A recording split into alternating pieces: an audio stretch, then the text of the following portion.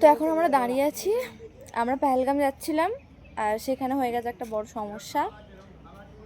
অর্ধেক রাস্তায় এসেছি আর তারপরে শুরু হয়ে গেল জ্যাম।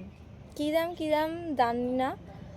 এখন একটা দুটো গাড়ি এসে জানাচ্ছে যে 2-3 ঘন্টা প্রায় দাঁড়িয়ে থাকতে হবে। অলরেডি আমাদের 1 ঘন্টা হয়ে গেছে আর জ্যামটা তোমাদের দেখাচ্ছে, আমি অনেকটা এগিয়ে এসেছি। সব গাড়ি একদম লম্বা হয়ে দাঁড়িয়ে আছে, এই যে এদিকেও আছে, পুরো লম্বা জ্যাম।